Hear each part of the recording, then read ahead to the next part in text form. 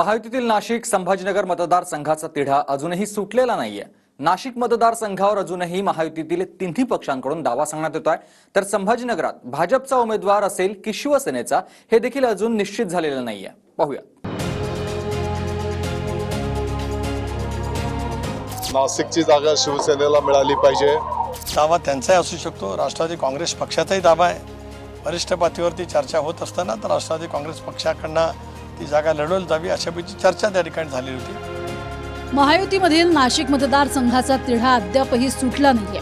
दरम्यान या मतदारसंघावरून अजूनही महायुतीत रसिकखेच सुरूच आहे। नाशिक मतदारसंघ हा शिवसेनेचाच असल्याचं दादा भुसेंनी म्हटलंय, तर सुनील तटकरेंनी देखील नाशिकवर आपला दावा सांगितलाय। नाशिकची जागा शिवसेनेला मिळाली पाहिजे हा संपूर्ण नाशिककरांचा आग्रह आहे। त्या पद्धतीने नाशिकमध्ये जागा शिवसेनेला मिळाल्याच्या नंतर त्या जागेवर कोणाला उमेदवारी द्यायची यांचे सर्वस्वी अधिकार माननीय मुख्यमंत्री महोदय एकनाथजी शिंदे साहेबांना आहे। ते जे निर्णय करतील त्या आदेशाचं पालन केलं जाईल। दावा त्यांचाही असू शकतो, राष्ट्रवादी काँग्रेस पक्षाचाही दावा आहे।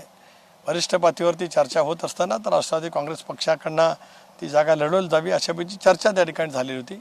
पण तरीसुद्धा अंतिमतः माननीय मुख्यमंत्री एकनाथरावजी शिंदे, देवेंद्रजी, अजितदादा एकत्रितपणाने बसून त्या संदर्भातला निर्णय घेतील आणि कदाचित त्या निर्णयाला अंतिम स्वरूप देण्याची ज्यावेळेला वेळ येईल त्याला प्रदेशाध्यक्ष म्हणून मला सुद्धा बोलवलं जाईल। नाशिक मतदारसंघातनं महायुतीच्या तिन्ही पक्षातील नेत्यांनी निवडणूक लढवण्याची इच्छा जाहीर केली आहे। महाविकास आघाडीकडून नाशिकमधनं ठाकरे गटाचे राजाभाऊ वाजे यांना उमेदवारी देण्यात आली आहे। मात्र महायुतीकडनं नाशिकचे विद्यमान खासदार हेमंत गोडसे, शिवसेनेचेच अजय बोरस्ते, भाजपचे दिनकर पाटील आणि राहुल ढिकले आणि राष्ट्रवादीचे छगन भुजबळ निवडणूक लढवण्यासाठी इच्छुक आहेत। नाशिकमधनं महायुतीकडनं छगन भुजबळांच्या नावाची देखील चर्चा होती असं प्रफुल्ल पटेलांनी म्हटलंय। मात्र भुजबळांना तिकीट देणं महायुतीसाठी घातक ठरणार असल्याचं विधान भाजपच्या दिनकर पाटलांनी केलंय।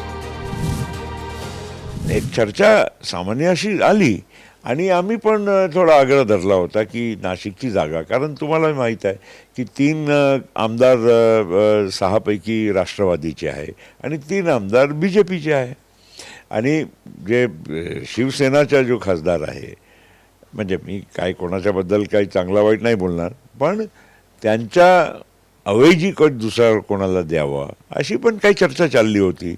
मग त्या अनुषंगानं हा नाव भुजबळ साहेबांच्या आणि जी जागा राष्ट्रवादीकडे यावी चर्चा झाली होती। असं आहे की जोपर्यंत ऑफिशियल डिक्लेरेशन होत नाही, अधिकृतरित्या जाहीर होत नाही, तोपर्यंत महायुतीच्या मध्ये असलेल्या प्रत्येक पक्षाला ही जागा मागण्याचा अधिकार आहे। हे एक आहे की ज्या वेळेला अधिकृतरित्या उमेदवाराचं नाव जाहीर होईल त्यावेळेला आम्ही सगळेच, मग शिंदे शिवसेना असेल, अजितदादा पवार NCP गट असेल किंवा भाजप असेल, आम्ही एकत्रित काम करणार आहोत।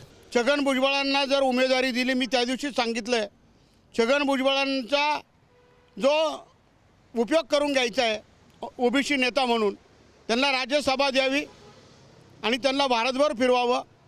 परंतु भुजबळांना महाराष्ट्रभर जो मराठा समाजाला विरोध केलेला आहे, माहितीसाठी ते घातक होईल।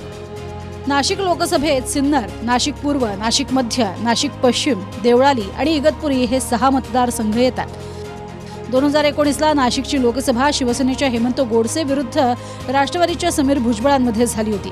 गोडसेंना 5,63,599 तर भुजबळांना 2,71,395 मतं पडली। गोडसेंनी 2,92,000 मतांनी समीर भुजबळांचा पराभव केला होता। विधानसभेच्या 6च्या 6 जागांवर शिवसेनेचे गोडसे लीडवर होते। सिन्नरमध्ये गोडसेंना 25,734चं लीड होतं। नाशिक पूर्वमध्ये 76,268चं, नाशिक मध्यमध्ये 37,970 मतांचं लीड, नाशिक पश्चिममधनं 1,03,823 मतांचं, देवळालीत 40,367 मतांचं लीड, तर इगतपुरीमध्ये 5,452 मतांनी गोडसे आघाडीवर होते। महायुतीत फक्त नाशिकच्या जागेवरनं नव्हे तर संभाजीनगरच्या जागेवरूनही तिढा आहे। संभाजीनगरमध्ये देखील महायुतीनं आपला उमेदवार जाहीर केला नाहीये। मात्र संभाजीनगरमध्ये लवकरात लवकर उमेदवार जाहीर होणार असल्याचं संदीपान भुमरेंनी म्हटलंय। तर पक्षानं दिलेला आदेश पाळणार असल्याचं भागवत कराड म्हणालेत. आमचे नेते एकनाथजी शिंदे साहेब हे लवकरात लवकर आता उमेदवारी जाहीर करतील. आम्हाला विश्वास आहे की आज उद्या ही उमेदवारी जाहीर झाल्याशिवाय राहणार नाही. माझं नाव असू शकतं, आणखीन एकनाथ शिंदे साहेबांच्या जे काही त्यांच्या डोक्यात असेल ते आम्हाला मान्य राहील. संभाजीनगरचं चित्र स्पष्ट जरी झालं नसलं तर ती युतीच्या नेत्यांची बैठक होईल आणि त्यात चित्र स्पष्ट होईल. हे सुद्धा आपल्याला तिकीट दिली तर आपण लढण्यात इच्छुक.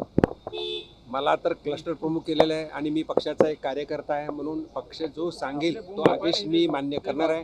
पण ऑलरेडी मला पक्षाने आदेश दिलेला आहे की या 3 लोकसभेमध्ये काम पहा म्हणून 3 लोकसभेमध्ये काम पहा. संभाजीनगरमध्ये ठाकरे गटाकडनं चंद्रकांत खैरेंना उमेदवारी देण्यात आली आहे. ते एमआयएमकडनं इम्तियाज जलील हेच मैदानात आहेत. मात्र महायुतीकडनं संदीपान भुमरे आणि भागवत कराड यांच्या नावाची चर्चा आहे. 2019 मधील संभाजीनगर लोकसभेतील आकड्यांचं गणित बघितलं तर गेल्या लोकसभा निवडणुकीत एमआयएमचे इम्तियाज जलील यांना 3,89,042 तर शिवसेनेच्या चंद्रकांत खैरेंना 3,84,550 मतं मिळाली. अपक्ष लढलेल्या हर्षवर्धन जाधव यांना 2,83,798 मतं पडली. यामध्ये 4,492 मतांनी जलील यांचा विजय झाला. खैरे पराभूत झाले तर हर्षवर्धन जाधव गेम चेंजर ठरले.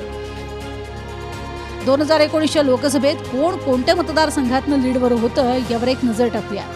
गेल्या वेळी खैरे अर्थात शिवसेना कन्नड, संभाजीनगर पश्चिम आणि वैजापूरमध्ये लीडवर होती. तर इम्तियाज जलील संभाजीनगर मध्य, संभाजीनगर पूर्व या विभागात पुढे होते आणि गंगापुरात हर्षवर्धन जाधवांनी लीड घेतलं होतं. नाशिक आणि संभाजीनगरच्या जागेवरनं महायुतीत अजूनही तिढा कायम आहे. त्यामुळे येणाऱ्या काळात नाशिक, संभाजीनगरमध्ये महायुतीचा उमेदवार कोण असेल हे पाहावं लागणार आहे. Bureau report, TV9 Marathi.